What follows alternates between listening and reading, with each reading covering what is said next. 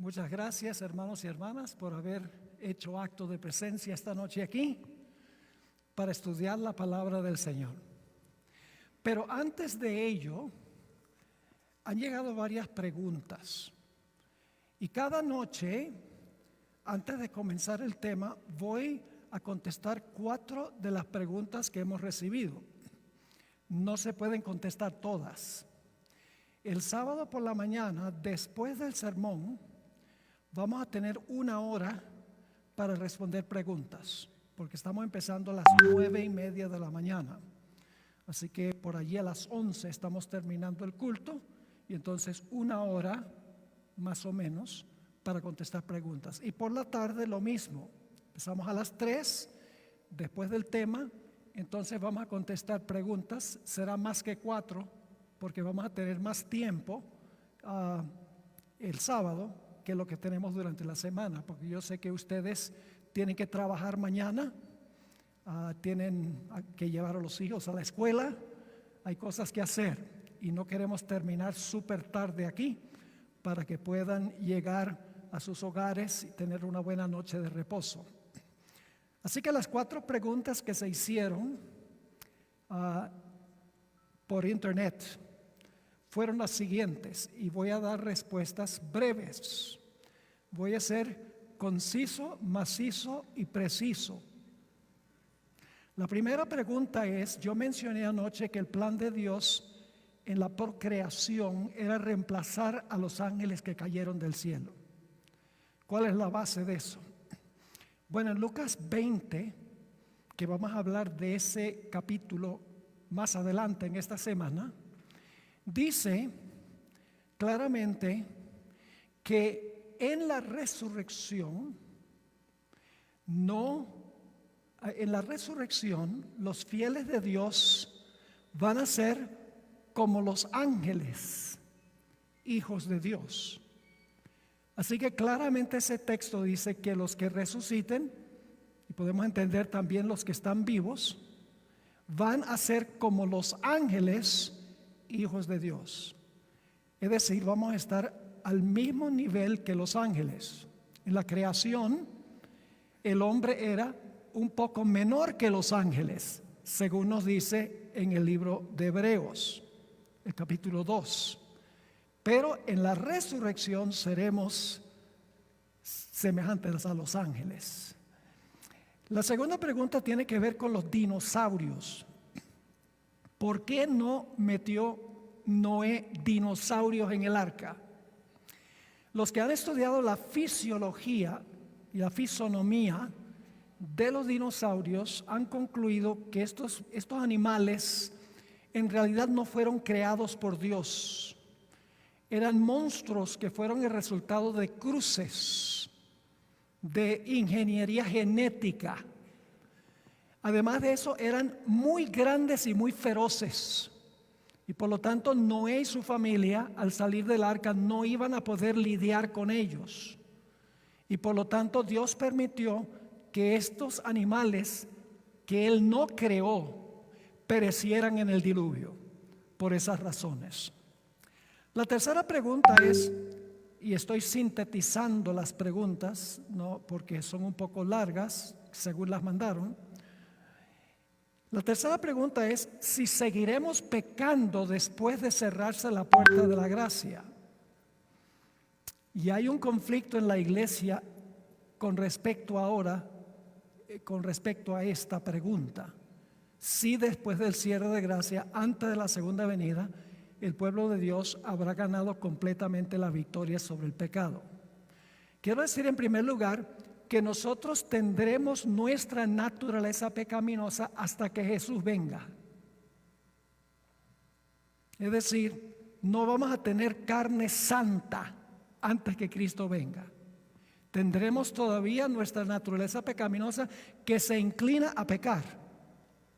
Pero al cerrarse la puerta de la gracia, habremos ganado la victoria total sobre la naturaleza pecaminosa. No debemos usar esto para maltratar a los que no concuerdan con nosotros, porque muchas personas teológicamente quieren es pelear y lo usan para criticar a los demás. Mire, ese no cree que vamos a vencer el pecado antes de la segunda venida. Yo sí creo, así que yo soy mejor que él. Hermanos y hermanos, tenemos una lucha grande contra nuestra propia naturaleza pecaminosa, sin tener que estar mirando la naturaleza pecaminosa de los demás. Todos debemos obrar nuestra salvación con temor y temblor, dice la Biblia, personalmente.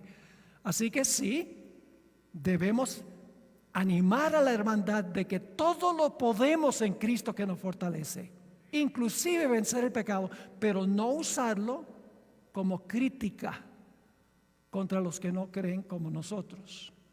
Debemos ser corteses y no buscar luchas y peleas. Ahora, ¿cómo sabemos nosotros que el pueblo de Dios alcanzará la perfección de carácter, no carne santa, perfección de carácter, antes que Jesús venga? La razón es muy sencilla, mis hermanos y hermanas. ¿Qué función desempeña Jesús en el cielo ahora? Es sumo sacerdote. ¿Todos estamos de acuerdo que en el cielo es el sumo sacerdote? Sí, es el sumo sacerdote. ¿El sumo sacerdote intercedía por el pecado? Mientras estaba en el lugar santísimo, ¿el sumo sacerdote intercedía por el pecado? Sí. Pero ¿qué va a pasar con Jesús cuando se cierre la puerta de la gracia? Se va a quitar sus vestiduras sacerdotales. Si se quita sus vestiduras sacerdotales, significa que termina su función como intercesor. Y ustedes dicen, ¿cómo sabemos que se va a cambiar las vestiduras sacerdotales? Muy sencillo, porque Apocalipsis 19 dice que cuando Jesús venga, viene vestido como Rey de Reyes y Señor de Señores. Si viene vestido como Rey de Reyes, tiene que haberse cambiado antes de venir. La cuarta pregunta es esta: ¿por qué razón nosotros decimos que lo que estamos viendo ocurrir en el mundo hoy son señales de la pronta venida de Jesús?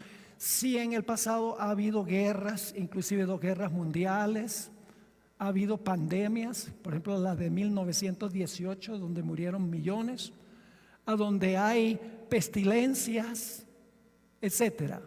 ¿Qué distingue nuestro tiempo de todos los otros eventos que ocurrieron en el pasado? La respuesta es muy sencilla.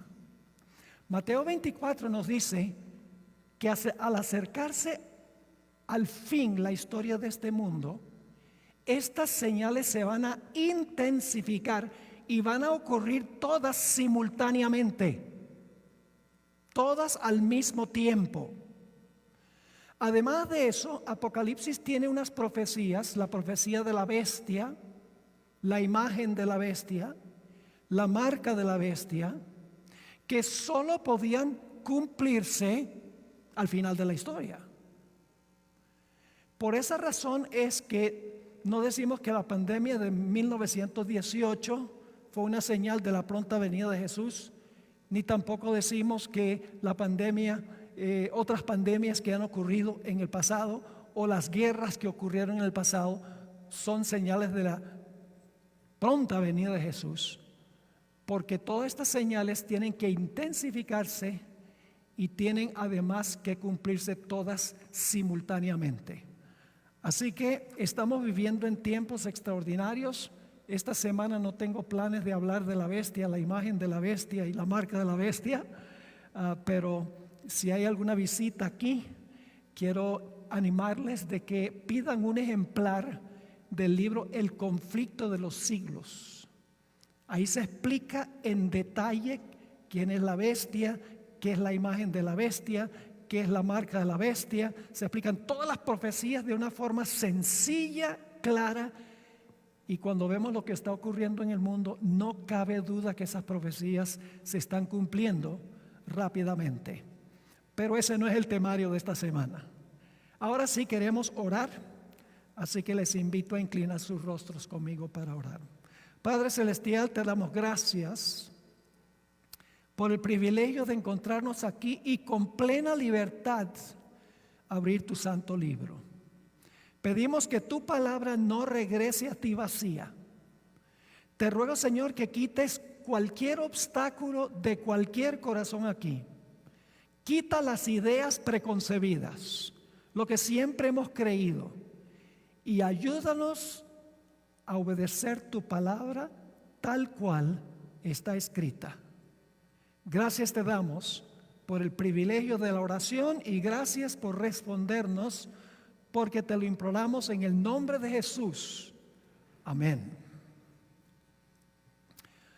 No cabe duda que la pandemia del COVID-19 fue una calamidad mundial.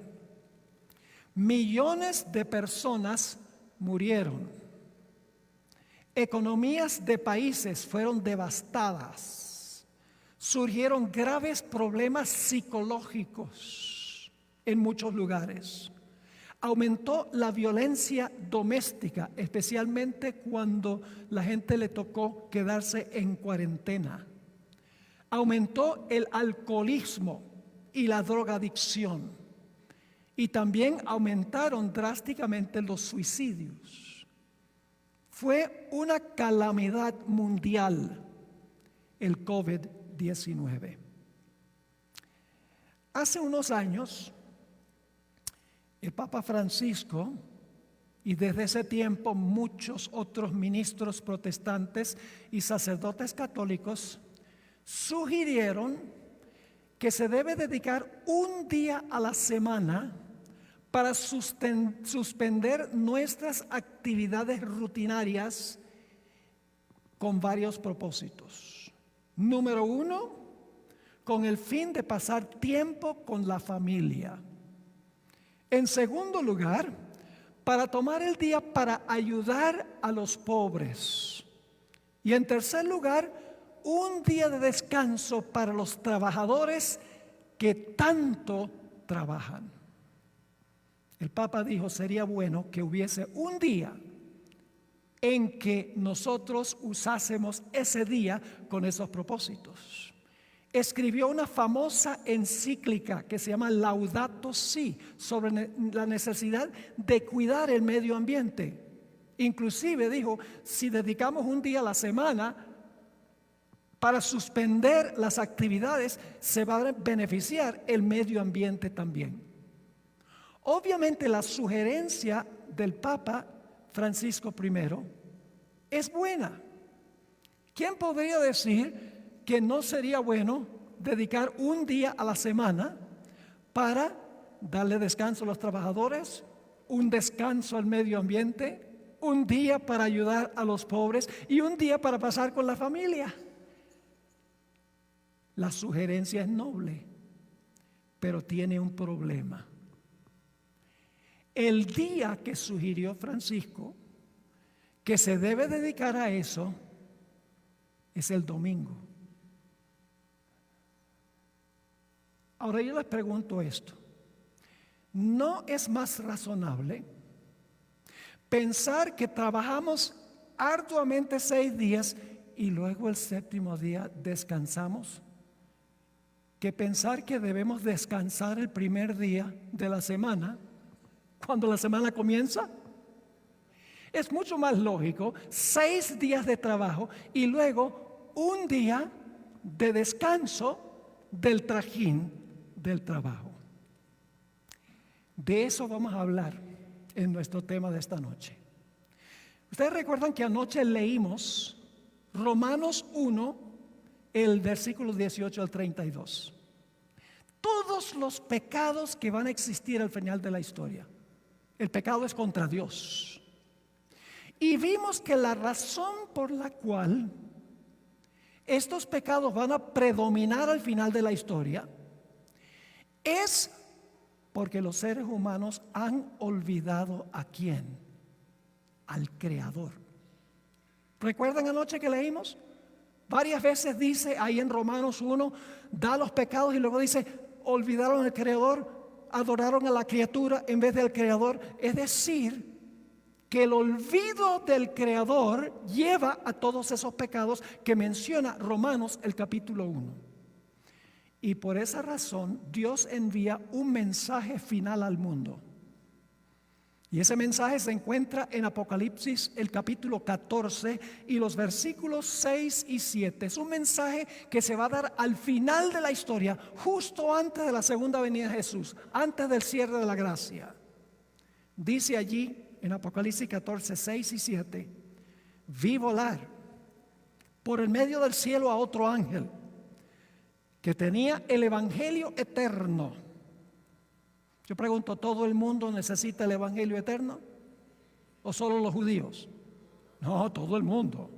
Dice: vi volar por el medio del cielo a otro ángel que tenía el evangelio eterno para predicarlo a los moradores. ¿De dónde? De la tierra. Y por si acaso no entendemos de la tierra, dice: a toda nación, tribu, lengua y pueblo. ¿Es todo el mundo eso, sí o no? Sí. ¿Y qué dice este ángel?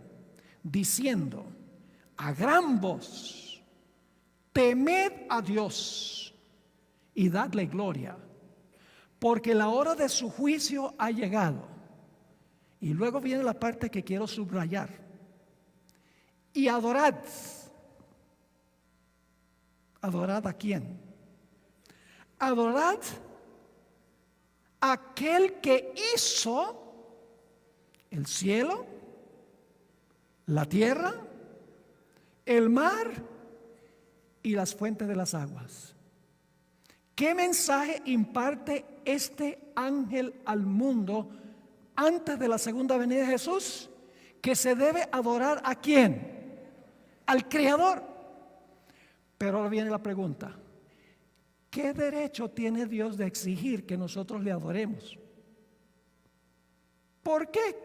¿Qué derecho tiene Dios de decir, de mandarnos a adorarlo a Él? Vamos al Salmo 95 y el versículo 1 al 6. Salmo 95 y el versículo 1 hasta el versículo 6. Aquí nos dice qué derecho tiene Dios de exigir nuestra adoración. Dice así: venid, aclamemos alegremente a Jehová, cantemos con júbilo a la roca de nuestra salvación. Lleguémonos ante su presencia con alabanza, aclamémosle con cánticos. ¿Por qué debemos cantar y alabar al Señor?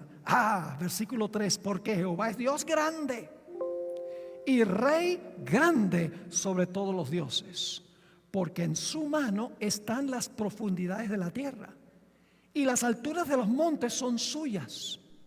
Yo pregunto, ¿por qué razón es que los montes le pertenecen a Dios? ¿Por qué razón?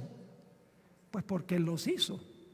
Sigue diciendo, versículo 5: suyo también el mar, pues Él lo hizo. ¿A quién le pertenece todo lo que existe? A Dios. ¿Por qué le pertenece a Dios? Porque Él lo hizo. Y luego dice: sus manos formaron la tierra seca. Y luego dice aquí: venid, adoremos y postrémonos, arrodillémonos delante de Jehová nuestro Hacedor. ¿Qué derecho tiene Dios de exigir nuestra adoración? El hecho de que Él es nuestro creador y nosotros somos sus criaturas. ¿Está claro ese punto? Ahora, si hablamos del creador, para entender bien esto tenemos que regresar a la creación. Adoramos a Dios porque es creador, pero ¿a dónde está el relato de la creación? En Génesis. Hay que volver a Génesis. Así que les invito a volver conmigo a Génesis, el capítulo 1 y los versículos 1 y 2. El mensaje del primer ángel, el último mensaje a todo el mundo, nos dice que debemos adorar al Creador. Pues entonces, para entender eso tenemos que volver a la historia del Creador. Génesis 1, 1 y 2. Vamos a encontrar en estos versículos que antes de la semana de la creación, el planeta tenía 4 problemas. ¿Qué dije yo? Antes que comenzara la semana de la creación, el planeta tenía ¿cuántos problemas? 4 problemas. ¿Cuáles eran? Vamos a leer Génesis 1, 1 y 2. En el principio creó Dios los cielos y la tierra. Y la tierra estaba, ahora viene el primer problema. ¿La tierra estaba qué? Desordenada. Y luego viene el segundo problema. ¿Y qué? Vacía. Luego viene el tercer problema. Y las tinieblas estaban sobre la faz del abismo. ¿Qué problemas tenía el planeta? Desordenado,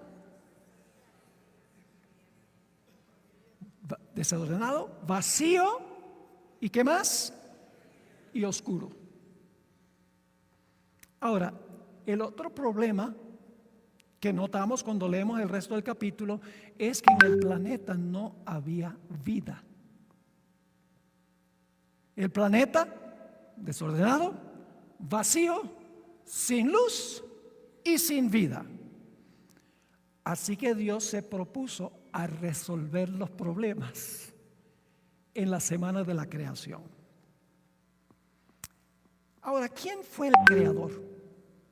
Bueno, en Génesis 1:1 dice: en el principio creó Dios los cielos y la tierra, pero nosotros creemos que Dios son 3 personas perfectamente unidas.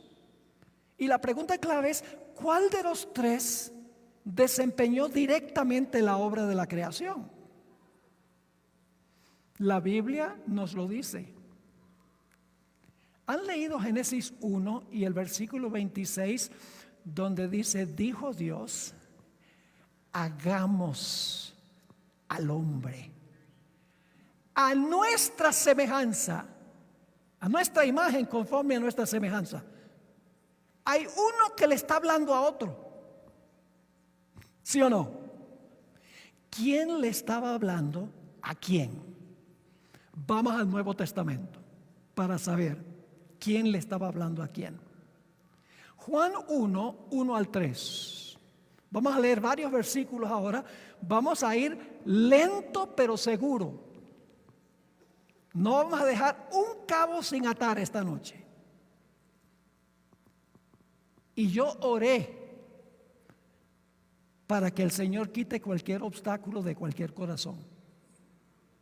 No permitan que sus ideas preconcebidas interfieran con lo que vamos a estudiar. En Juan 1, 1 al 3 dice: en el principio era el verbo. ¿Quién es el verbo? Jesús. Porque en el versículo 14 dice: aquel verbo fue hecho carne. Así que el verbo es Cristo. En el principio era el verbo, y el verbo era con Dios, y el verbo era Dios, porque Jesús es Dios. Este era en el principio con Dios. Todas las cosas por Él fueron hechas. ¿Por quién? El verbo. Todas las cosas por Él fueron hechas, y sin Él, es decir, sin Jesús, nada de lo que ha sido hecho fue hecho. ¿Quién hizo todo? El verbo. ¿Y quién es el verbo? Jesús.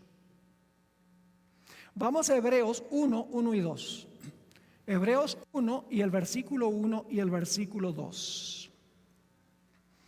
Dice allí: Dios, habiendo hablado muchas veces y de muchas maneras en otro tiempo a los padres por los profetas. Eso es el Antiguo Testamento, Dios hablaba por los profetas.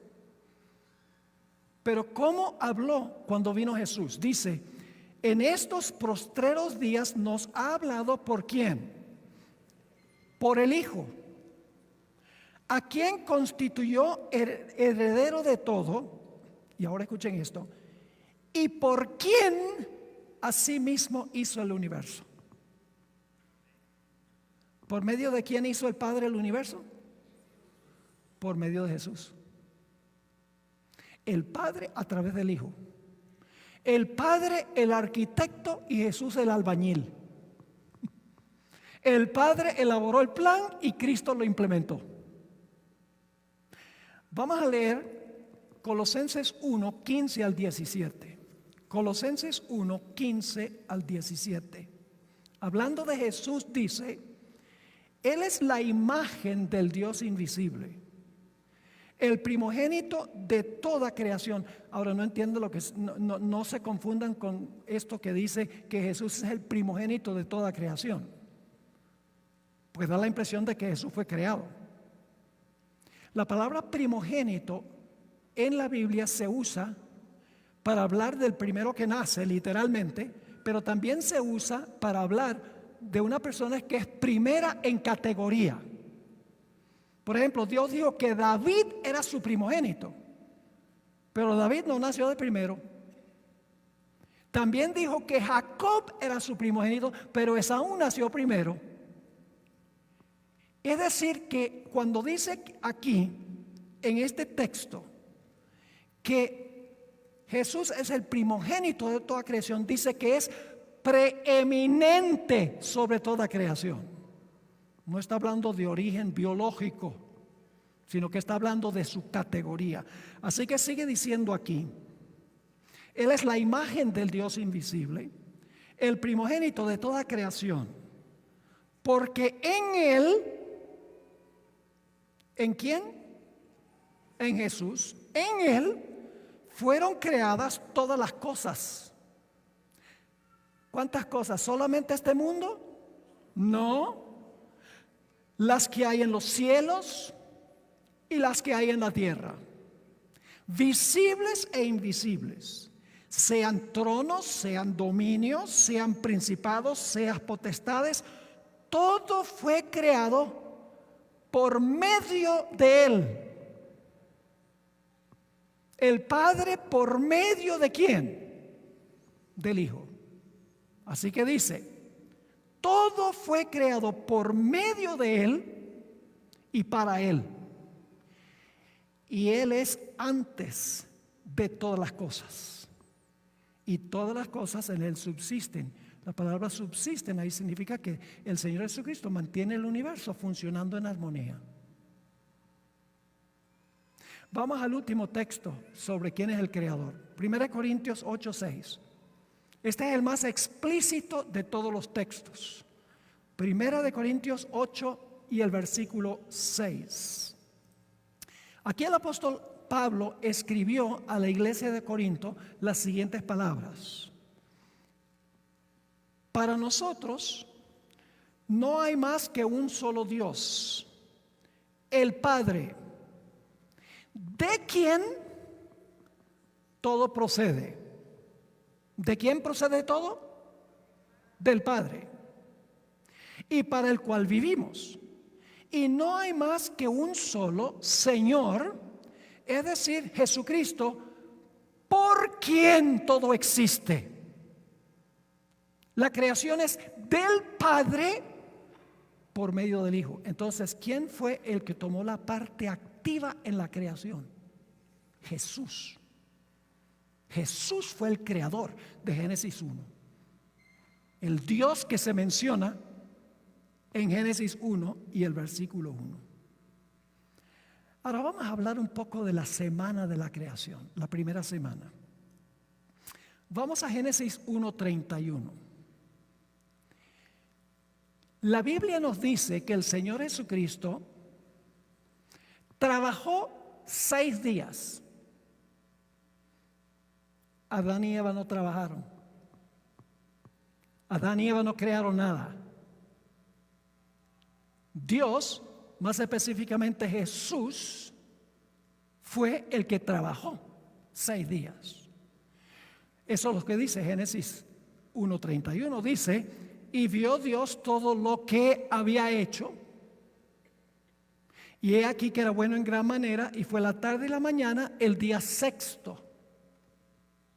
¿Qué día terminó Jesús de crear todo? Lo de los primeros 6 días. El sexto día terminó.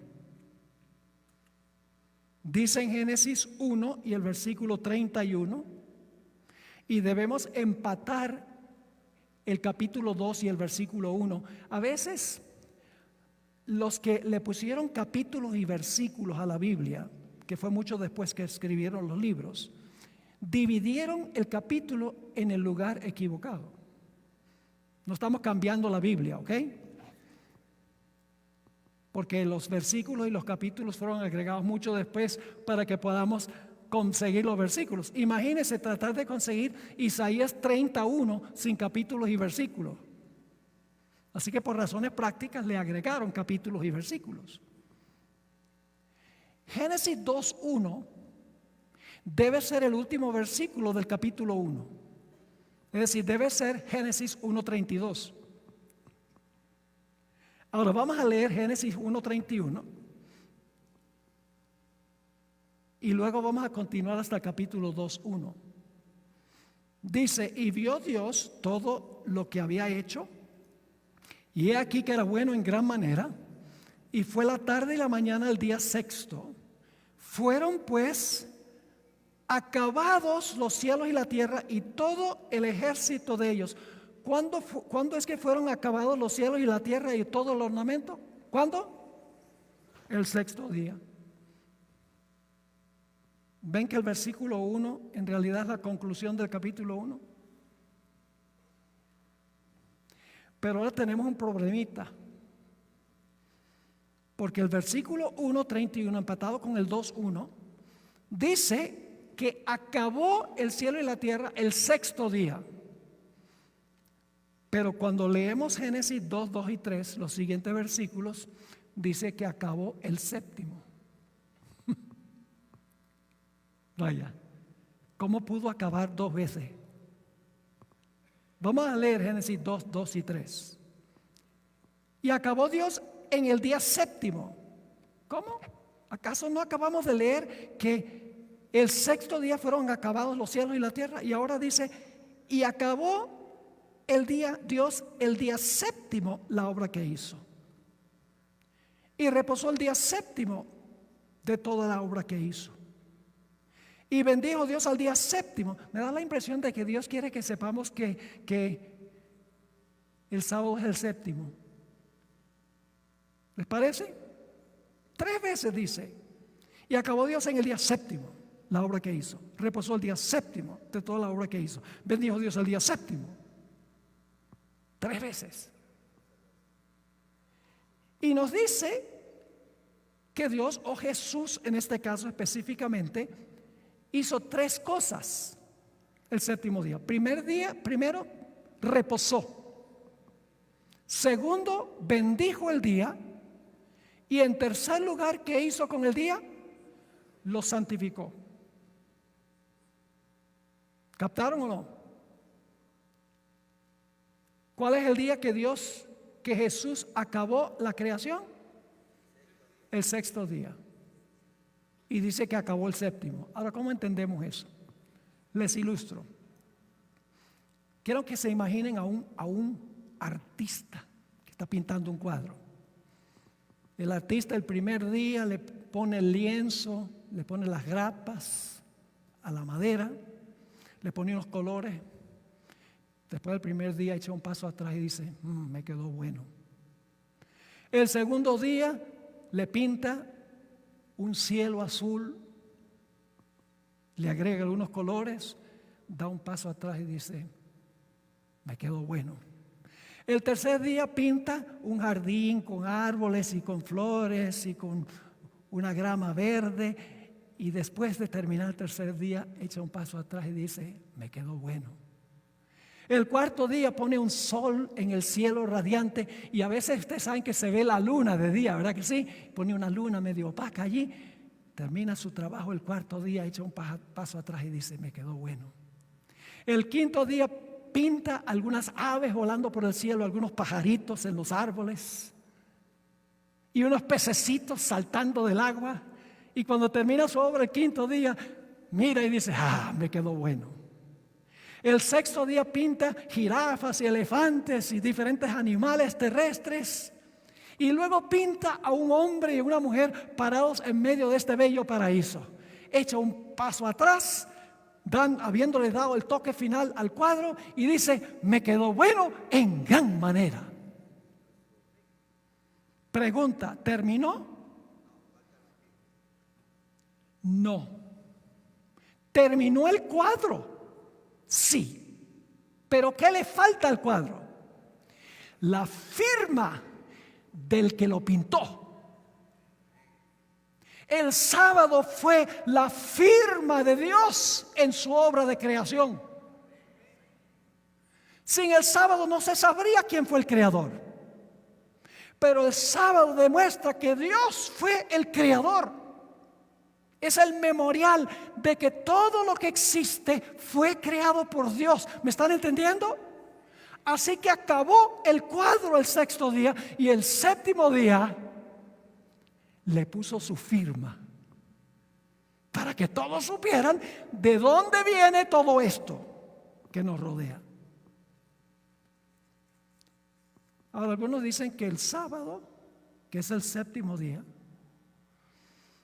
era solo para los judíos. ¿Saben cuántas veces aparece en la Biblia la expresión sábado judío? 0. En la Biblia siempre el sábado es el sábado de Jehová tu Dios. ¿Y por qué se llama el sábado de Jehová tu Dios? Porque Dios fue el que reposó.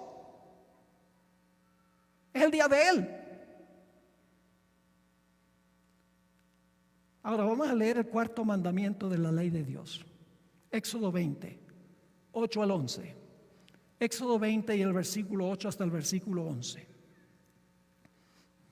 Vamos a ver si el sábado de Génesis es el mismo sábado del cuarto mandamiento de la ley de Dios. Repasando, ¿cuál día era el sábado en Génesis? El séptimo, no el primero, el séptimo. ¿Y qué tres cosas hizo Jesús? Reposó, bendijo y santificó. Vamos a ver si está lo mismo en el cuarto mandamiento. Cuarto mandamiento dice, Éxodo 20, 8 al 11, acuérdate del sábado para santificarlo. 6 días trabajarás y harás toda tu obra. Mas el séptimo día, ¿cuál día? El séptimo día es sábado de los judíos. No, el sábado de Jehová tu Dios. ¿Por qué es de Él? Porque lo creó.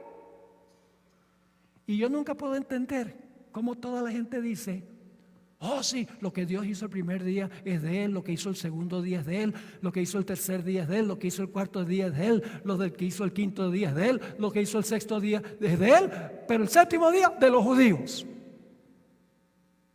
¿Tiene sentido eso? El sábado es de Él porque Él lo creó. No es el sábado de los judíos. Así que dice, no hagas en Él obra alguna. Tú, ni tu hijo, ni tu hija, ni tu siervo, ni tu criada, ni tu bestia, ni tu extranjero que está dentro de tus puertas. Y luego va a explicar por qué Dios nos dice que debemos trabajar 6 y reposar el séptimo. Dice en el versículo 11, porque, ahora viene la explicación, porque en 6 días hizo Jehová los cielos y la tierra, el mar y todas las cosas que en ellos hay, y reposó. ¿En cuál día? ¿El mismo día de Génesis, sí o no? Sí, reposó en el séptimo día. Por tanto, Jehová bendijo el sábado y lo santificó. Lo mismo de Génesis, hizo las mismas 3 cosas que en Génesis. ¿Es el séptimo día igual que en Génesis? Sí, entonces el sábado es de los judíos. No. Algunos dicen, sí, pero es que Dios les dio ese mandamiento fue a los judíos. Dios le dio todos los 10 mandamientos a los judíos. No puede decir el sábado de los judíos, pero todos los demás son de Jehová. Si descartamos el sábado que fue dado a los judíos, entonces ¿por qué todos los otros 9 mandamientos no son de los judíos también? Porque Dios se los dio. ¿Ustedes me están entendiendo lo que estoy diciendo? Ahora fíjense algo interesante. Jesús no solo creó, y Jesús es Dios, no solo creó cosas materiales en la semana de la creación, también creó medidas de tiempo. Es el creador de las cosas materiales y del tiempo. Y saben que todas las medidas astronómicas que nosotros tenemos tienen una explicación que tiene que ver con movimientos de cuerpos celestes. Por ejemplo, nuestro día de 24 horas tiene una explicación astronómica. Sí, es la cantidad de tiempo que toma el planeta para dar una vuelta completa en su eje. Tiene una explicación astronómica. ¿El mes tiene una explicación astronómica? Sí, es el tiempo técnicamente entre una luna nueva y otra. ¿El año tiene una explicación astronómica? Sí, es la cantidad de tiempo que toma nuestro planeta para girar alrededor del Sol. Pero hay una medida de tiempo que es arbitraria, que no tiene una explicación que tiene que ver con movimientos de cuerpos celestes. La semana. ¿Por qué la semana tiene 7 días? No hay explicación de movimientos de cuerpos celestes que explique por qué la semana tiene 7 días. ¿Por qué la semana tiene 7 días según la Biblia? Porque Dios tomó 7 días para crear el planeta. No porque haya alguna explicación científica de por qué tenemos una semana de 7 días. Así que vamos a repasar lo que pasó en la semana de la creación. Jesús trabajó 6 días. El séptimo día cesó o dejó de crear. Después de cesar el séptimo día, bendijo y santificó el séptimo día. Y entonces la semana estaba completa. Y luego Dios tomó la semana y le dio la semana a Adán y Eva y sus descendientes. Dios no solo le dio a Adán y Eva y a sus descendientes las cosas materiales que creó, sino que Dios le dio también la semana. Por eso tenemos una semana, porque Dios al principio le dio la semana a Adán y Eva y a todos sus descendientes. Y el cuarto mandamiento lo dice, porque el cuarto mandamiento dice: Dios trabajó 6, cesó el séptimo. Por esa razón Dios dice: ahora tú vas a trabajar 6 y vas a reposar ¿qué? El séptimo. Ahora, la primera semana es lo que yo llamo la semana de Dios. La primera semana no es la semana del hombre. La primera semana, los primeros 7 días, la semana es la semana de Dios. Y ustedes dicen: ¿por qué es eso? Muy sencillo. Porque Dios fue el que trabajó y fue el que cesó. ¿Sí o no? Dice el relato que Jesús fue el que trabajó 6. Sí. Dice que cesó el séptimo, reposó el séptimo. Claro que sí. Entonces la primera semana es la semana ¿de quién? De Dios. Y después de crear la semana fue que le dio la semana ¿a quiénes? Al hombre. Dios no le podía dar la semana al hombre sin que creara la semana primero. Ahora, 31 veces en el capítulo 1 de Génesis, en un solo capítulo, se recalca que Dios fue el que trabajó y Dios fue el que reposó. Se usan expresiones como las siguientes, 31 veces en un solo capítulo. Dios creó, Dios dijo, Dios vio, Dios separó, Dios llamó, Dios hizo, Dios puso, Dios bendijo, Dios terminó, Dios reposó, Dios santificó. Me da la impresión de que el relato de Génesis, el capítulo 1, se centra en Dios. Noten Génesis 2, 2 y 3 de nuevo. Génesis 2, 2 y 3. 10 veces en estos 2 versículos se enfatiza que la primera semana se centra en Dios, es la semana de Dios, porque Él fue el que trabajó y Él fue el que reposó. Y yo le voy a agregar el pronombre personal que debe estar allí. En español tenemos el pronombre tácito. No se repite y se repite porque es redundante, pero yo lo voy a poner porque pertenece allí. Génesis 2:2 dice, vamos a contar el número de veces. El séptimo día terminó, ¿quién? Dios, número 1. Su obra, número 2, que Él había hecho, número 3, y reposó en el séptimo día, y Él reposó en el séptimo día, ese es 4, de toda su obra, número 5, que Él había hecho, número 6.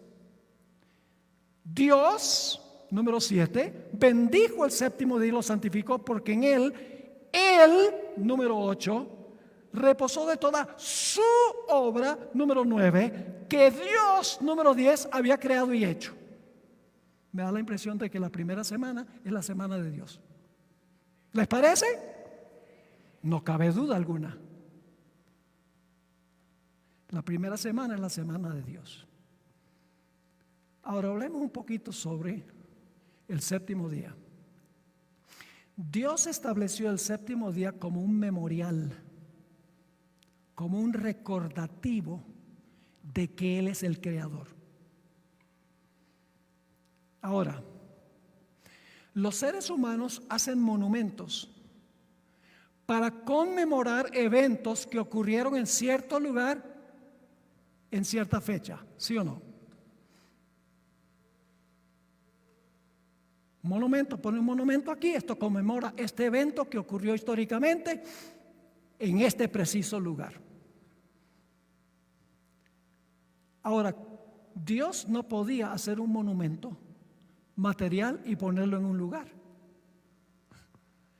porque el propósito del monumento era conmemorar un evento que ocurrió globalmente.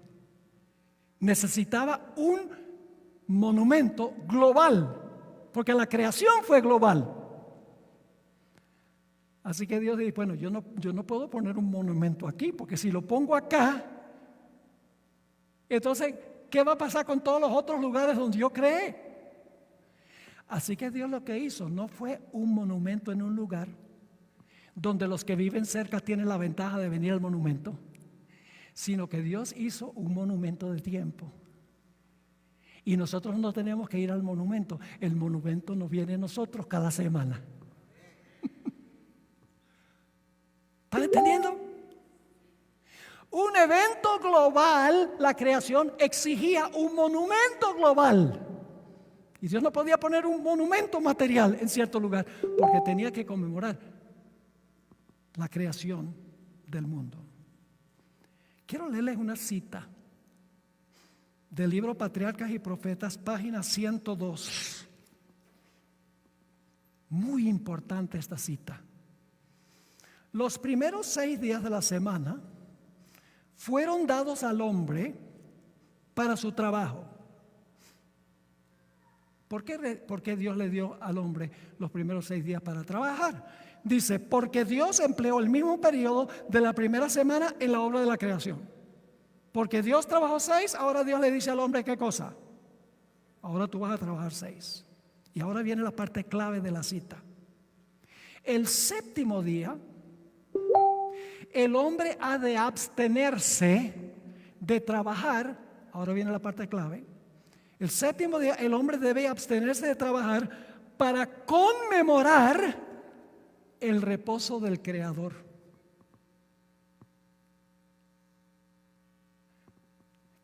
¿Cómo? El séptimo día el hombre debe dejar de trabajar para conmemorar ¿qué cosa? El reposo del Creador. Ahora escuchen bien. Mi esposa y yo nos casamos un 23 de diciembre.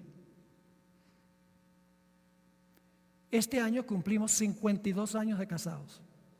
Vaya qué mujer tan paciente. Y es bien paciente porque yo viajo. A ella le gustaría que yo estuviera en la casa, pero ella entiende que el Señor me ha dado una tarea que cumplir. 23 de diciembre de 1971 nos casamos en Caracas, Venezuela. ¿Qué día creen ustedes que nosotros celebramos nuestro aniversario? El 31 de enero. ¿Sí? No. ¿Qué día celebramos el aniversario? El 23. ¿Por qué? No podemos celebrarlo otro día, ningún otro día, porque en ese otro día no fue que ocurrió el evento original. ¿Están conmigo o no están conmigo? Si yo le dijera a mi esposa, oye, llevamos ya 53 años, 23 de diciembre, qué aburrido, vamos a cambiar el día. Vamos a celebrar el 26 de junio. Me diría, pues, la altura te ha afectado en Quito.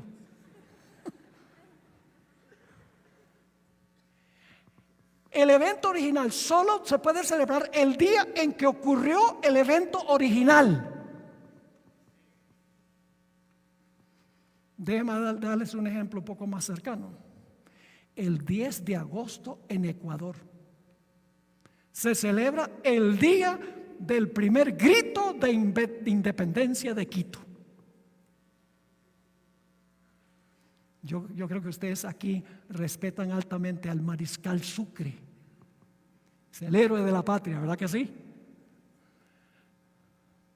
Fueron días muy interesantes esos, cuando uno estudia la historia.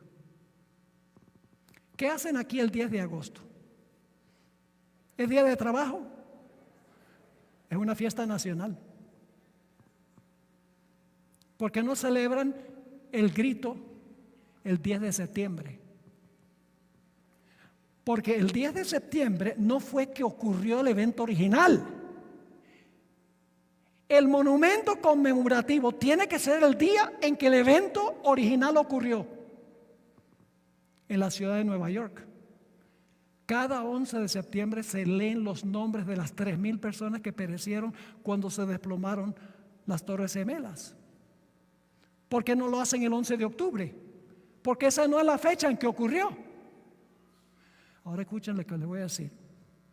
No estoy criticando a las personas que están en la Iglesia Católica.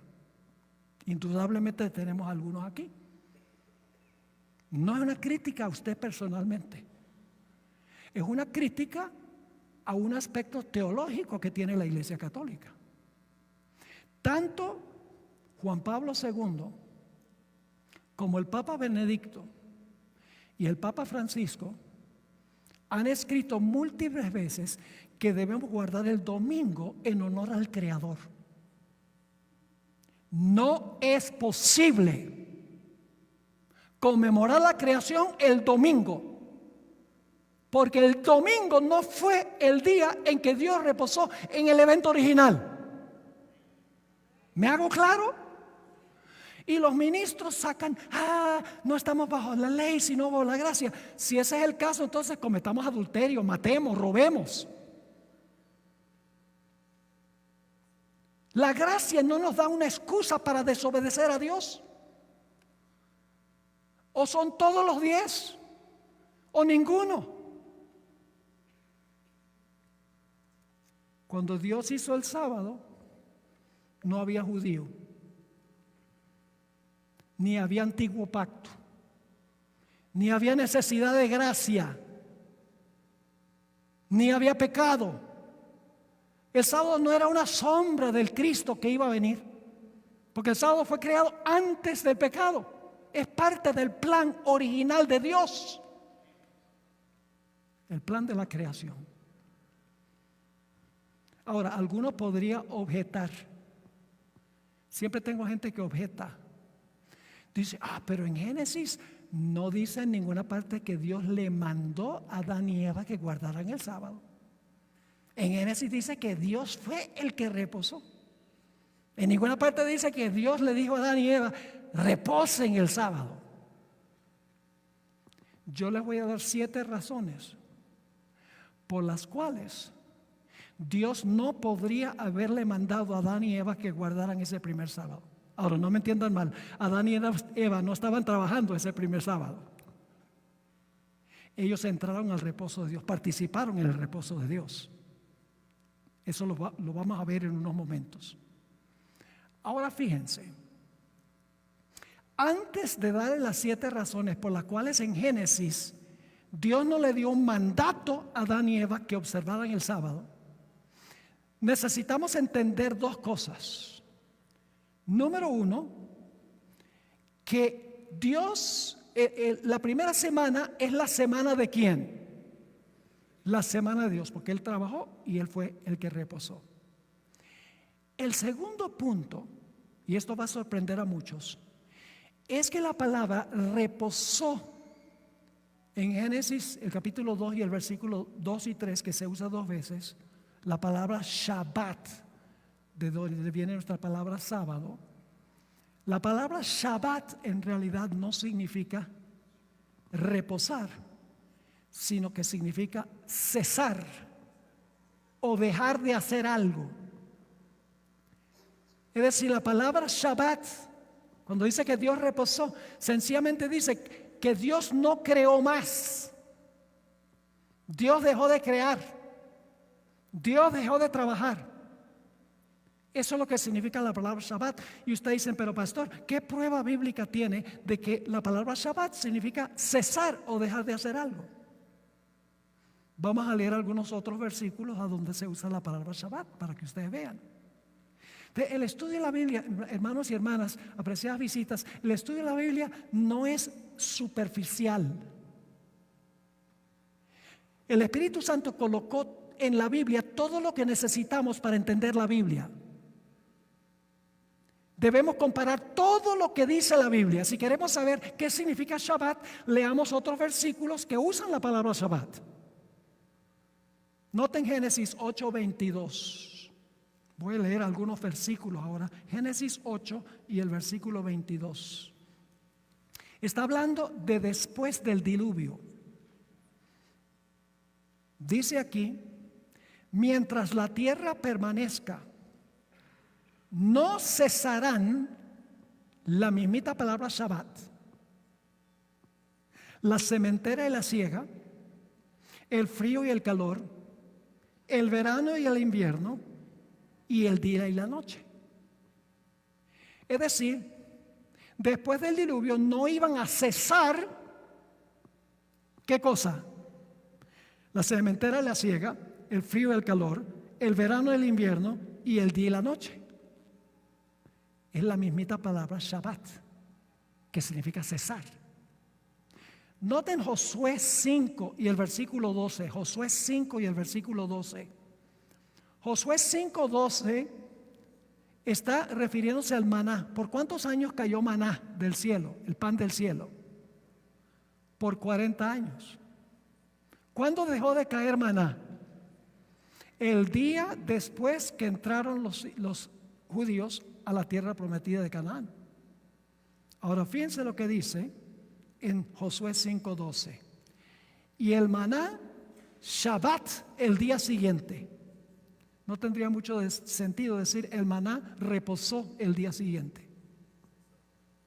Lo que está diciendo es que el siguiente día cesó de caer maná, dejó de caer maná, como en el principio Dios cesó de trabajar o dejó de trabajar. Así que dice, el maná cesó el día siguiente desde que comenzaron a comer del fruto de la tierra, y los hijos de Israel nunca más tuvieron maná, sino que comieron de los frutos de la tierra de Canaán aquel año. Noten Nehemías 6:3. Aquí Nehemías está reconstruyendo el muro de Jerusalén. Y los enemigos no quieren que se construya el muro. Y le mandan a decir a Nehemías, ven para que hablemos de este proyecto. Pero tienen la intención de hacerle daño. Y fíjense lo que les dice Nehemías. Nehemías 6:3. Y les envié mensajeros diciendo, yo hago una gran obra y no puedo ir. ¿Por qué Shabbat la obra? ¿Por qué cesaría la obra dejándola yo para ir a vosotros? ¿Por qué vamos a dejar de construir el muro para ir a hablar con ustedes? La palabra Shabbat significa cesar, dejar de construir. Él dice, yo no voy a dejar de construir, no voy a Shabbat para ir a hablar con ustedes. Noten el Salmo 46, 8 y 9. Le estoy dando varios versículos para que no crean que estoy sacando un solo versículo de contexto. Salmo 46, 8 y 9 habla del día cuando ya no habrá más guerra. ¿Estamos anhelando ese día? Amén. Dice, venid, ved las obras de Jehová, que ha puesto asolamientos en la tierra, que hace Shabbat las guerras. ¿Qué quiere decir eso? Cesa la guerra, no hay más guerra. Hace cesar las guerras hasta los confines de la tierra, que quiebra el arco, las lanzas y quema los carros en el fuego. Y ahora voy a mostrarles algo muy interesante. Lamentablemente, a veces las traducciones de la Biblia traducen la misma palabra en un lugar y en otro lugar en forma distinta. Ahora les voy a leer un versículo a donde se usa la palabra Shabbat y los traductores, en vez de traducir reposar, traducen cesar. Éxodo 31, 17. Éxodo 31 y el versículo 17. Hablando del sábado dice, señal es para siempre entre mí y los hijos de Israel. Está hablando del sábado. Porque en 6 días hizo Jehová los cielos y la tierra, y en el séptimo día, ¿qué? Cesó, es la misma palabra Shabbat. ¿Por qué en Génesis 2, 2 y 3 dice reposó y aquí la misma palabra cesó? Porque la palabra Shabbat significa cesar, significa que Dios dejó de crear el séptimo día. Dicho sea de paso, en el Deseado de todas las gentes, página 207, esa hermosa biografía de Jesús, dice lo siguiente: Dios cesó de su labor de crear y reposó el séptimo día y lo bendijo. Ahora sí vamos a las 7 razones por las cuales Dios no les mandó a Adán y Eva a guardar ese primer sábado. Porque no era el sábado de ellos, era el sábado de ¿quién? El reposo de Jehová. Vamos a anotar las 7 razones. ¿Por qué no les podía mandar? Esto es tan sencillo como 2 más 2 igual 4. Cuando leemos la Biblia tenemos que pensar cuando estamos leyendo la Biblia. No solo leer, sino dialogar con el texto. ¿Por qué no podía decirle Dios a Adán y Eva que cesaran el sábado? Es muy sencillo. No podían cesar de trabajar porque no habían trabajado. Si Dios le dice a Adán y Eva, cesen. ¿De qué? ¿Quién podía cesar? Dios, porque había trabajado. ¿Adán y Eva podían cesar? No, porque no habían ¿qué? Trabajado. Esa es la primera razón. La segunda razón es que Dios tuvo que crear el sábado para podérselo dar a Adán y Eva. Dios no podía darles a Adán y Eva lo que todavía no había creado. Yo pregunto, ¿tuvo Dios que crear el mundo para podérselo dar a Adán y Eva? ¿Tuvo que crearlo primero para dárselo? Sí. ¿Tuvo que crear el sábado primero para luego dárselo? Sí. Esa es la segunda razón.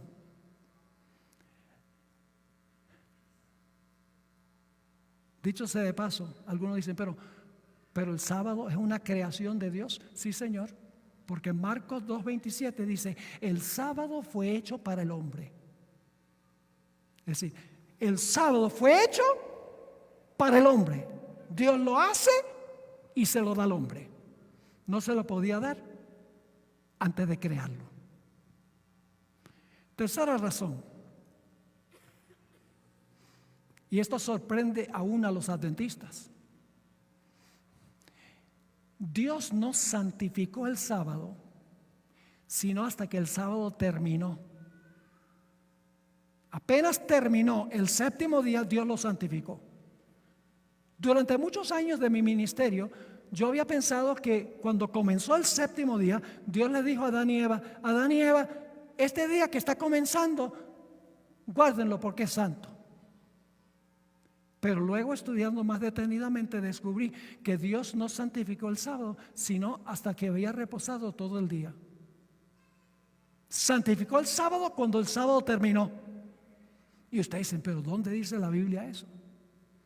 Bueno, vamos a leer otra vez Génesis 2 y el versículo 2 y 3. Vamos a leerlo con cuidado. Génesis 2 y el versículo 2 y el versículo 3. Y acabó Dios en el día séptimo la obra que hizo, y reposó el día séptimo de toda la obra que hizo, y bendijo Dios el día séptimo y lo santificó. ¿Por qué lo santificó? Porque en él reposó. Lo santificó porque ¿qué había hecho? Había reposado el día. Vamos a Éxodo 28 al 11, el cuarto mandamiento de la ley de Dios.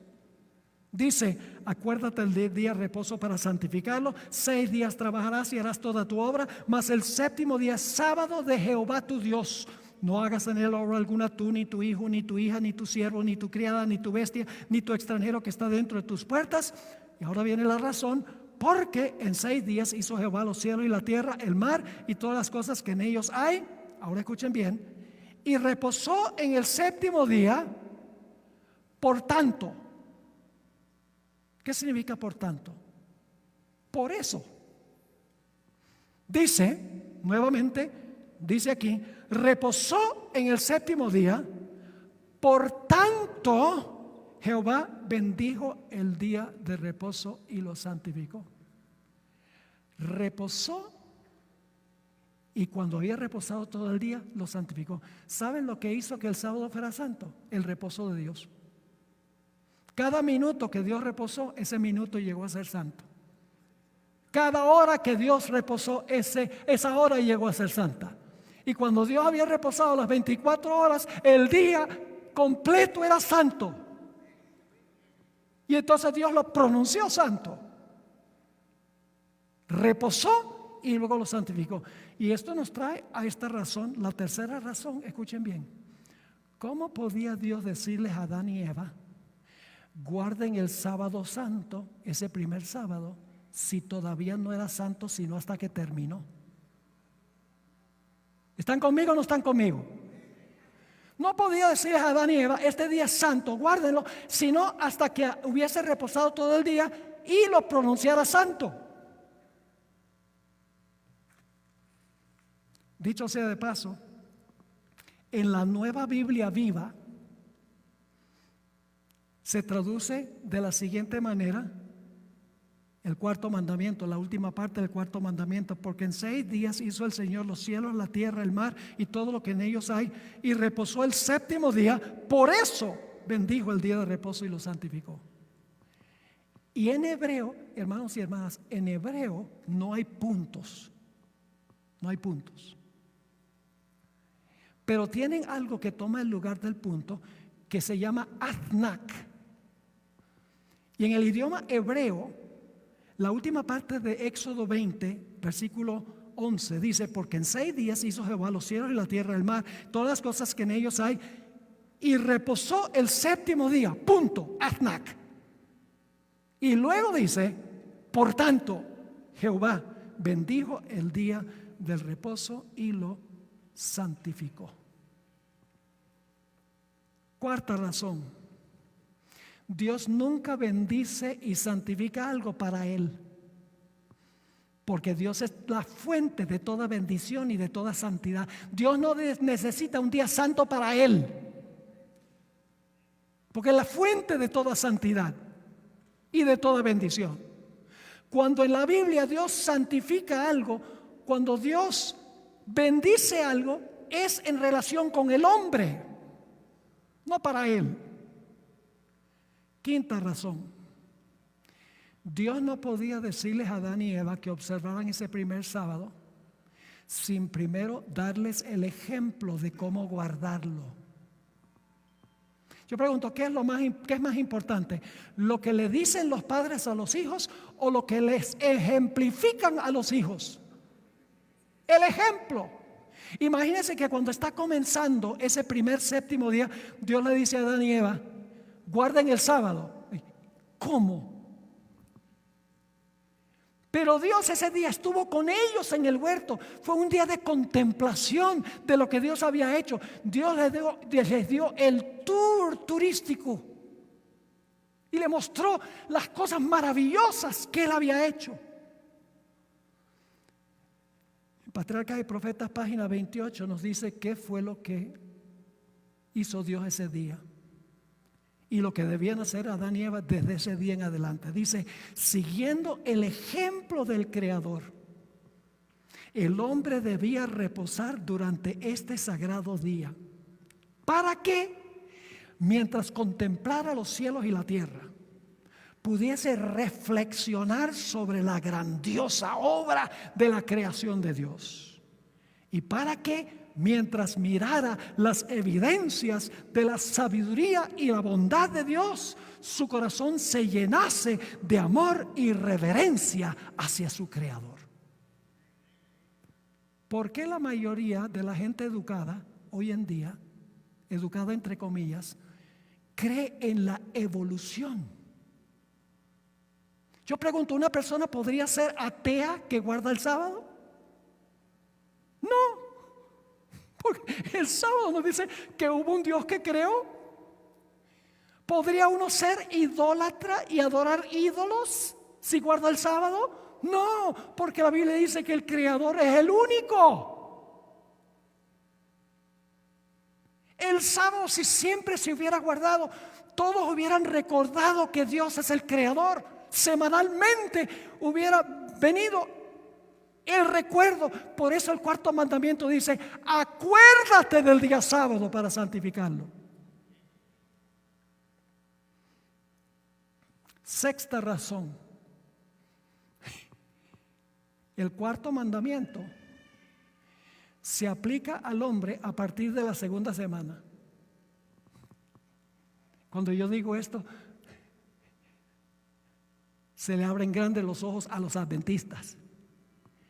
Que el cuarto mandamiento no se aplica a Adán y Eva en la primera semana. No, se aplican a Adán y Eva y sus descendientes la segunda semana. Vamos a estudiar la secuencia. Jesús trabajó 6 días y reposó el séptimo, cesó el séptimo. Después de reposar el séptimo, lo bendijo y lo santificó. Cuando bendijo y santificó el séptimo día, la semana estaba completa. Y luego Jesús tomó la semana y se las dio a Adán y Eva. Y entonces le dijo a Adán y Eva, ahora ustedes van a trabajar 6 y reposar el séptimo como hice yo. ¿Está claro? Lo entiende un niño. Pero hay que dialogar con el texto bíblico. Hay que leer con cuidado. Hay que comparar un texto con otro texto. La séptima razón es que el espíritu de profecía, la iglesia adventista, tiene una escritora que respetamos mucho. Y yo me quedo maravillado, escribió más de 100,000 páginas. Y mientras más estudio, más me quedo maravillado del conocimiento que tenía esta mujer. Nunca he encontrado contradicción con la Biblia. Amplía, no es otra Biblia, no toma el lugar de la Biblia, sino que expande, explica, amplía lo que ya contiene la Biblia. Ella captó esto, fíjense, escribió lo siguiente: después de descansar el séptimo día, ¿después de qué? Después de descansar el séptimo día, Dios lo santificó. ¿Cuándo fue que lo santificó? Después que descansó. ¿Es bíblico eso? Sí. lo escogió y apartó como día de descanso para el hombre. Ahora quiero terminar con esto. ¿Les quedó claro el tema? Quiero terminar con esto.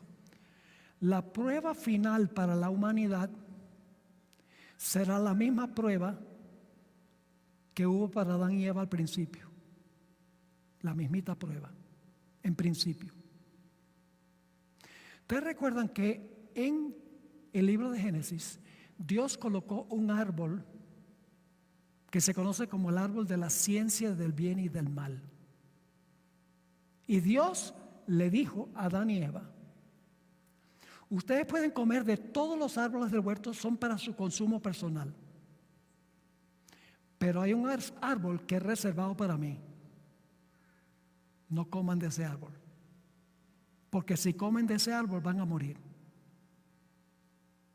La prueba de Adán y Eva no era un árbol.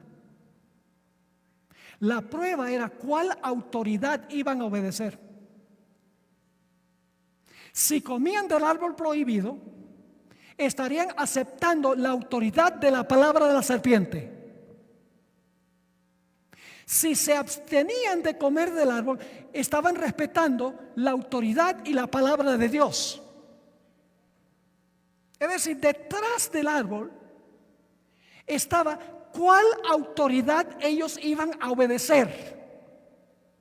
La palabra de quién iban a obedecer, la de Dios o la de la serpiente. La prueba final será igual. El sábado es el sello de Dios. Y la observancia a sabiendas del domingo como día de reposo es la marca de la bestia. Lo que va a dividir al mundo al final de la historia es si nosotros obedecemos lo que dice Dios. Dios dice: el sábado es mi sello, guárdalo. Pero los seres humanos dicen: no, no es el sábado, es el domingo. Entonces la prueba es ¿cuál autoridad vamos a obedecer?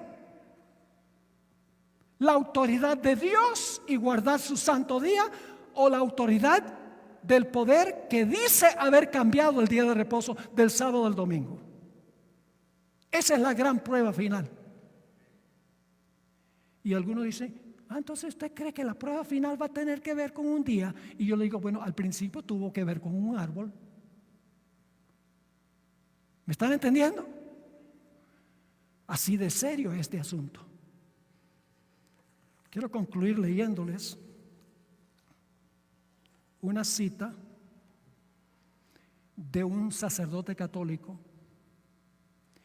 que enseñó por muchos años en la Universidad de Notre Dame en los Estados Unidos, una de las grandes universidades de los Estados Unidos, una universidad católica.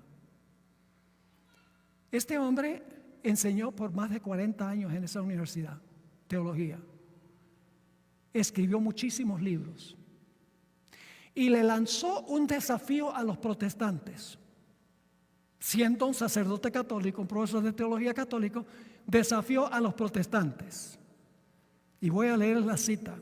Se encuentra en su libro La Fe de Millones, página 400 y 401. Siendo que el sábado y no el domingo se especifica en la Biblia, ¿no es curioso que los que no son católicos y quienes profesan tomar su religión directamente de la Biblia y no de la iglesia, observen el domingo en lugar del sábado? ¿Sí, no es raro? Ustedes los protestantes dicen: la Biblia es nuestra autoridad. Entonces, ¿por qué guardan el domingo desde el sábado? Luego dice: sí, claro que son inconsistentes, pero este cambio se hizo unos 15 siglos antes que naciera el protestantismo. Y para ese tiempo la costumbre se observaba ya universalmente. Los protestantes han continuado la costumbre, es decir, de guardar el domingo, aun cuando se basa en la autoridad de la Iglesia Católica y no sobre un texto explícito de la Biblia. Dicha observancia permanece como un recordativo de la Iglesia Madre. Cuando los protestantes observan el domingo como el día de reposo, ¿están qué? Guardando un recordativo de la Iglesia Madre. de la Iglesia Católica, de donde se separaron las sectas no católicas, porque los protestantes se separaron de la Iglesia Católica en la Reforma Protestante. Y él está diciendo, al guardar el domingo, que la Iglesia Católica pretende haber cambiado, dice, están siguiendo el ejemplo de la Iglesia Católica, obedeciendo la autoridad de la Iglesia Católica.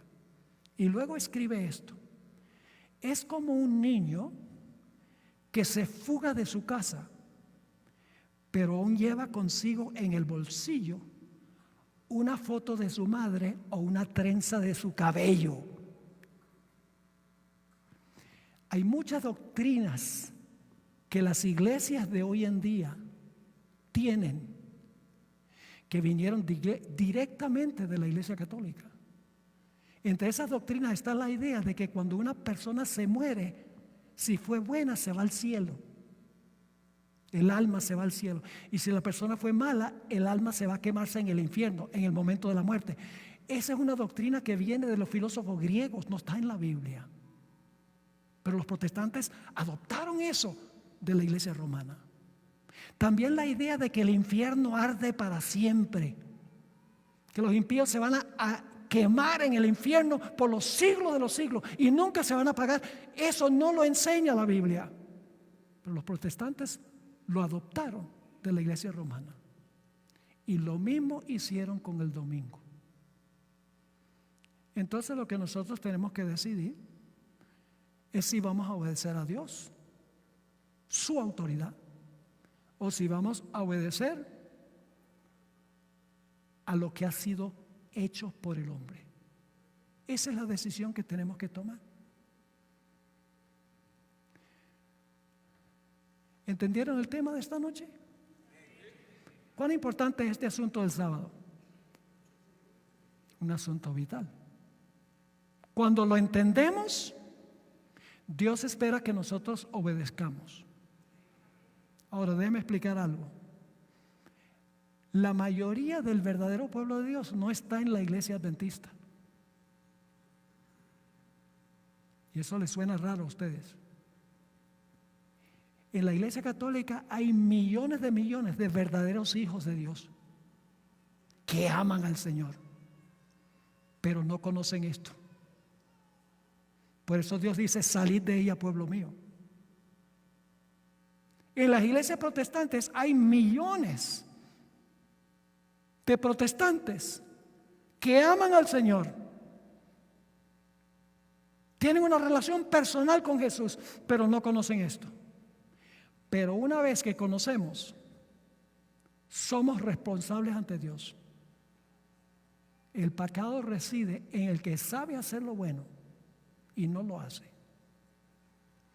Yo quiero preguntar en esta noche: ¿cuántos de los que ya están guardando el sábado quieren decirle al Señor: gracias, Señor, por haber dado un día al fin de la semana cuando podemos descansar del trajín del trabajo y enfocarnos solamente en ti? ¿Cuántos quieren darle gracias a Dios por eso? Gloria al Señor. Amén.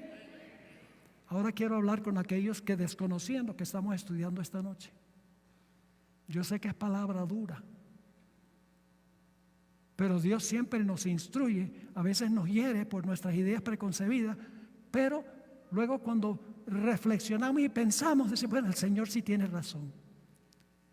Hay alguien aquí que no ha estado guardando el sábado, que al haber escuchado este tema quiere decirle al Señor Jesús: Señor Jesús, por tu gracia y por tu poder, yo quiero aceptar este mensaje y quiero comenzar a guardar tu santo día sábado. ¿Hay alguien que quiere decirle eso al Señor en esta noche, levantando la mano?